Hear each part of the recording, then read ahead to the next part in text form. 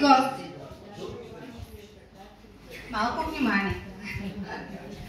Събрахме се по един вълнуващ повод да отпразнуваме 60 годишнината от съвместния живот на Иванка и Марин Йогълове. Тяхната диамантена сватба. 60 години заедно. Заобиколени от деца, внуци и правнук. И най-вече добри приятели. Алберт Камю е казал: любовта е фестивал. Той не само трябва да бъде подготвен, но и празнуван. Вашите чувства останаха твърди като диамант. Любовта, уважението, хармонията между вас винаги са ни служили за пример. Добрият брак се основава на талант за приятелство, е писал Гьоте. Общ дом, деца, внуци, моменти на кризи и възход. Само този, който не е вкусил от това горчиво умайно опиянение, не знае какво значи да си с един човек рамо до рамо цели 60 години, в радост и беда. Годините ви минаха в грижи, по работа, имот, деца чудесни. Те смисъл на живота ви са, даряват ви с радост и усмивки. Присъствахте на много спиращи дъха ви моменти, раждането на децата, техните сватби, раждането на внуците ви и дори на правнука ви. Всички ние, вашите деца, израснахме добри, отговорни, трудолюбиви и всеотдайни хора. Успяхме заедно да съхраним семейните и християнски ценности. Вие сте пример за достойно извървян живот. Животът е безценен и всеки ден е дар. Да ценим днешния ден и да живеем за мига. Не съжалявайте, че остарявате. Това е привилегия, която на мнозина е отказана. Никога не забравихте главното правило на семейния живот. Живеем заедно, не за да изясним кой е прав и кой е крив, не за да се превъзпитаваме един друг, а за да си помагаме взаимно.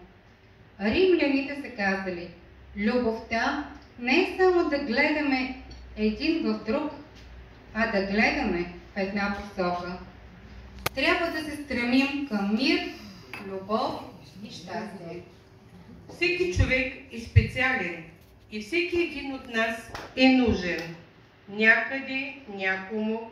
Щастието е пълно, защото ни има в нечии мисли, в нечия въздишка, в нечия очакване с усмивка.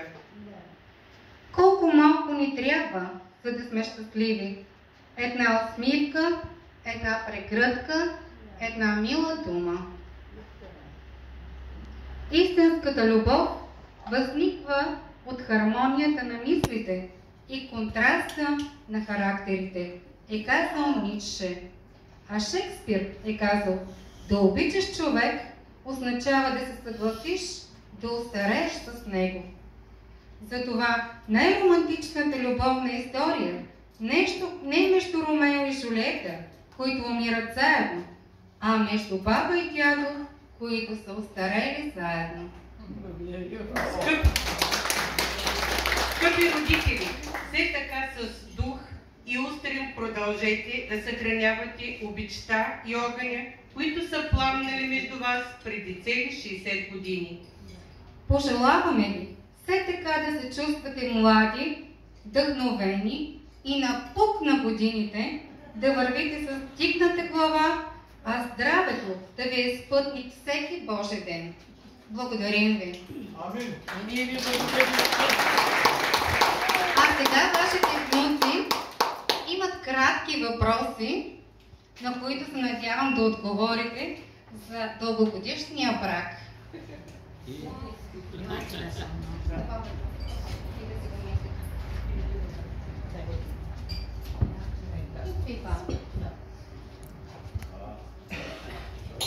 дядо, разкажете ми как се запознахте. Ами какво да ви разкажем, деца и внуци, какво да ви разкажем на всички. Преди повече от 60 години аз отидох да уча едно такова селско-стопанско училище в Пиргово. И там срещах този кавалер, който останахме много дълго време. Дядо, защо сте така здрави? Ами здравето, пием истинско мляко от крави. Бабо, дядо, защо сте така спокойни? Слушаме как ни пеят птичките пойни.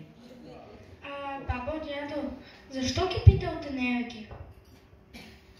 Храним се с пресни плодове и зеленчуци от нашата биоградина.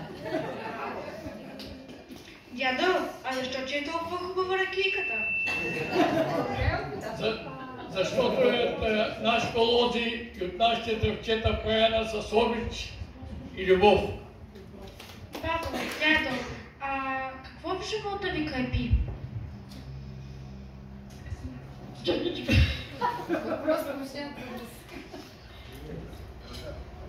Че съвестта ви чиста може да спи. Ами, бабо, как още готвиш без моя? Готвен, като знам, че храня любимите хора, храня деца, внуци и правнуци. Дядо, как ставаш в ранни часове? Аз ставам, когато първият питян запие и ме призовава да отида да ги храня.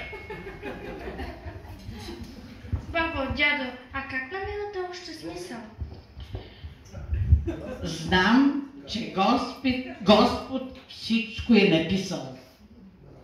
Дядо, как така си всяка година цар на лозята? Защото правя най-хубавото вино и ракия от нашата градина. Бабо, дядо, как сте дълголетни? Семейното огнище ни крепи, а работата поддържа живи. Как успявате да живеете заедно толкова дълго и да не плодеете? Каква е тайната? Тайната е в голямата обич. Всички млади да го знаете. Голямата обич и без отстъпки не може и от двамата. Не само от единия, от двамата. Единият трябва да слуша и да мълчи, да се кара.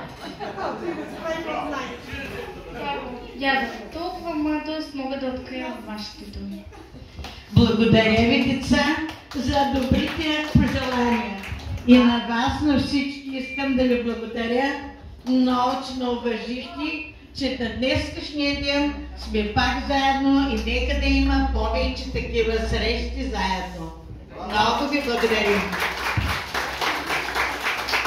Бабо, дядо, чавате една грамота от децата. Благодаря ви много, деца, много ви благодарим. Благодаря.